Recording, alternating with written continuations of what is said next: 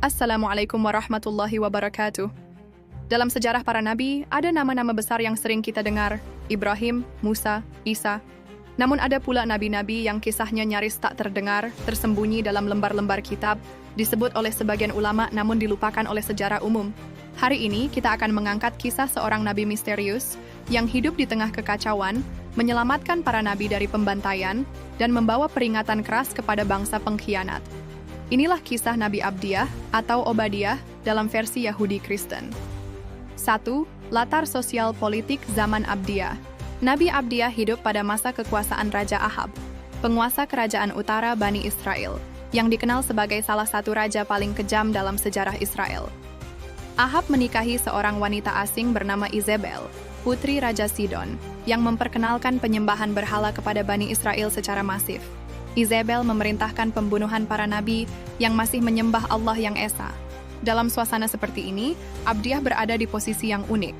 Ia adalah pengurus rumah istana Ahab, namun diam-diam masih menjaga keimanan kepada Allah.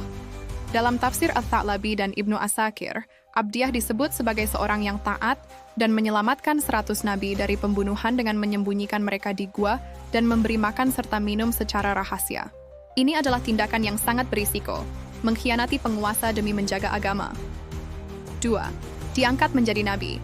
Setelah menyelamatkan para nabi, Abdiyah mulai menerima wahyu dari Allah. Menurut sebagian ahli tafsir, Abdiyah bukan hanya seorang mukmin biasa, tetapi seorang nabi yang diutus khusus untuk memperingatkan bangsa Edom, keturunan Esau bin Ishak, yang secara historis adalah saudara dari keturunan Yakub.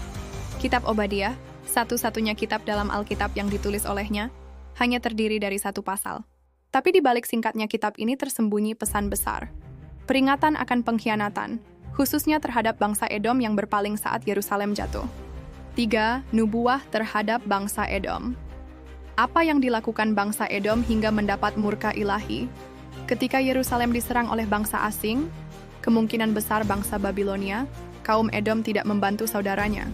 Bahkan, mereka berdiri sebagai penonton, bersorak atas penderitaan bangsa Israel. Sebagian bahkan ikut menjarah dan menangkap mereka yang melarikan diri. Dalam kitabnya, Nabi Abdiyah menyampaikan wahyu. Engkau berdiri di samping pada hari musibah mereka. Engkau bersukacita atas kehancuran mereka, maka engkau akan dipotong selama-lamanya. Pasal 1, ayat 10 sampai ayat 12. Abdiyah menyampaikan bahwa meskipun kekuatan Edom terlihat besar, mereka akan dihancurkan. Gunung mereka yang tinggi tak akan melindungi mereka dari keadilan Tuhan. 4. Ajaran dan makna. Dari peringatan Abdiyah, muncul pelajaran penting yang masih relevan hingga kini. Pengkhianatan terhadap saudara, terhadap kebenaran, akan mendatangkan kehancuran.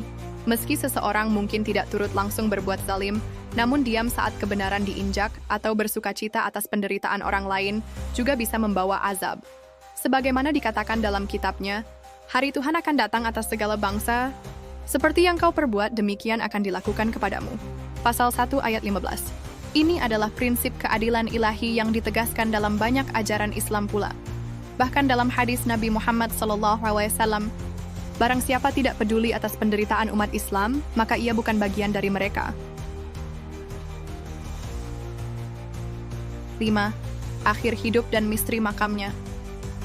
Tentang akhir hidup Abdiyah, sejarah tidak memberikan banyak informasi. Namun sebagian riwayat menyebut ia wafat dalam keadaan istiqomah, dan makamnya diyakini berada di Nablus, Palestina atau dekat Bethlehem. Hingga kini, terdapat situs kuno yang dijaga oleh komunitas Yahudi dan Muslim, diyakini sebagai tempat peristirahatan terakhir Nabi Abdiyah. Makam ini tidak megah, namun penuh simbol, menggambarkan kesunyian seorang nabi yang tugasnya besar, namun tidak dikenang sebesar Musa atau Isa. Nabi Abdiyah adalah cerminan dari keteguhan iman di tengah kekuasaan yang zalim. Ia bukan nabi perang atau nabi dengan mujizat besar, tapi seorang penyelamat senyap yang mempertaruhkan hidupnya demi melindungi kebenaran. Kisahnya mengajarkan, kadang bukan karena kita bersuara lantang kita menjadi pahlawan, tapi karena kita tetap setia di saat semua orang berkhianat. Semoga kisah ini menjadi pelajaran dan motivasi untuk menjadi pembela kebenaran, walaupun dalam diam. Wassalamualaikum warahmatullahi wabarakatuh.